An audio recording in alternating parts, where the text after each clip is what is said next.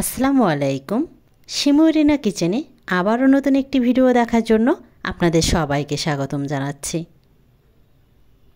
কাছের এবং দূরের যে যেখান থেকে আপনারা ভিডিওটি দেখছেন, আশা করি আপনারা অনেক অনেক ভালো আছেন আর সুস্থ আছেন। আলহামদুলিল্লাহ, আমি অনেক ভালো আছি। আজ আমি আপনাদের মাঝে শেয়ার করব খুব সহজ একটি রেসিপি, ছোট মাছ দিয়ে কচুরলতির রেসিপি। খুব সহজেই কিন্তু এই রেসিপি তৈরি করা যায় এবং খেতেও কিন্তু দুর্দান্ত মজাদার। চলুন তাহলে রেসিপিটি দেখে নেওয়া যাক। এই তো এখানে আমি মলা মাছ নিয়েছি, মলা মাছ কেটে নিচ্ছি। আপনারা চাইলে কিন্তু যে কোনো মাছ দিয়েই এই কচুরলতি রান্না করে নিতে পারেন। আর আমি যেভাবে রান্না করব, এভাবে রান্না করলে যে খেতে চায় না সেও কিন্তু খেতে চাইবে, এতটাই মজার হয়। তো আপনারা ভিডিওটি স্কিপ না করে আমার সঙ্গেই থাকবেন। এই তো সবগুলো মাছ আমার কেটে নেওয়া হয়ে গেছে। এখন আমি খুব ভালোভাবে ধুয়ে নিব।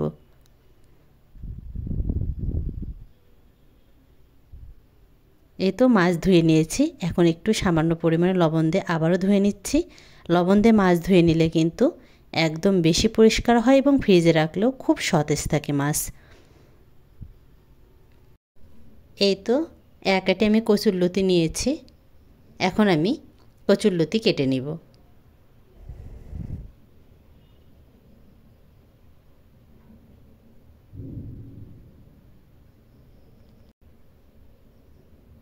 আর এই কচুরলতি কিন্তু কেটে সঙ্গে সঙ্গেই পানিতে রেখে দিতে হবে, তা না হলে কচুরলতি কালো হয়ে যাবে।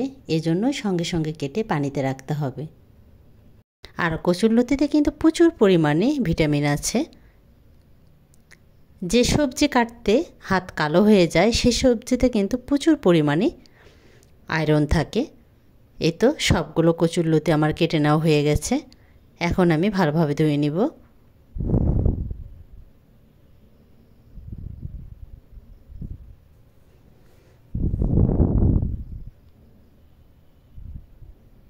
এই তো ধুয়ে রেডি করে নিয়েছি।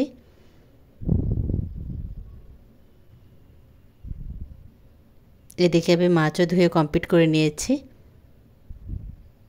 এখন আমি চুলা অন করে দিয়ে কড়াই বসিয়ে দিলাম।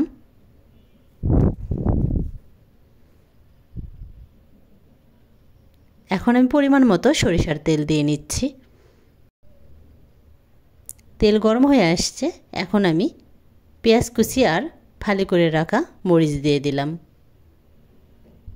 এখন আমি নাড়াচাড়া দিয়ে নিচ্ছি।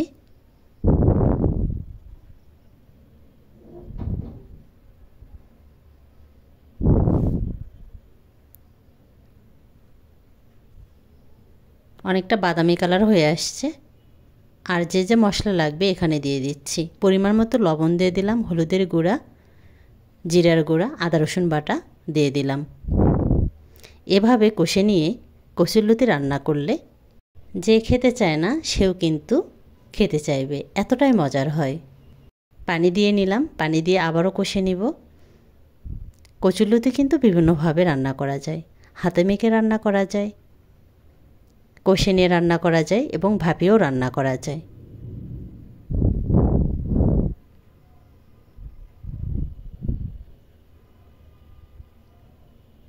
পানি কিন্তু অনেকটা টেনে আসছে।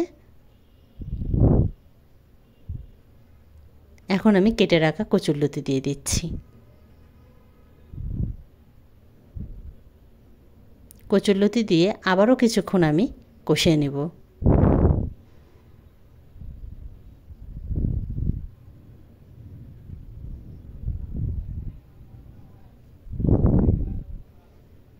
দুই মিনিটের জন্য আমি ঢেকে দিচ্ছি।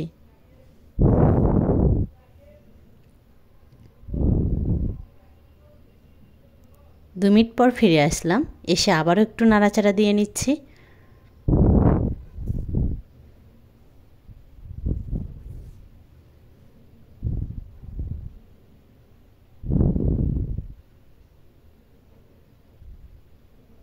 এখন আমি মাছ দিয়ে দিচ্ছি।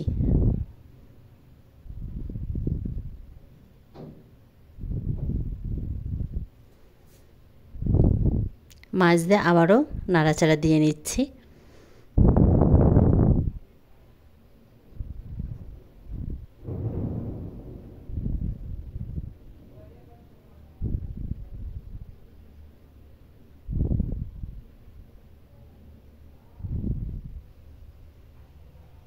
এখন আমি কচুরলতি সিদ্ধ হওয়ার জন্য পরিমাণ মতো পানি দিয়ে নিচ্ছি।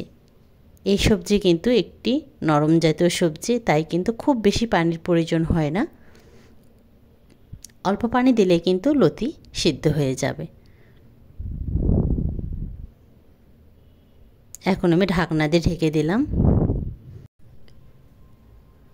কয়েক মিনিট পর ফিরে আসলাম। এসে আবারও একটু নাড়াচাড়া দিয়ে নিচ্ছি। পানি কিন্তু অনেক টেনে আসছে।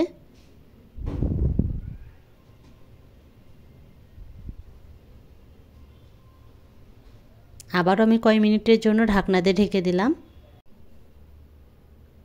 পানি কিন্তু একদম টেনে গেছে আর কিন্তু তেল বের হতে শুরু করেছে। রান্নাটাও কিন্তু একদম কমপ্লিট হয়ে গেছে। এখন আমি পরিবেশনের জন্য প্লেটে তুলে নেব।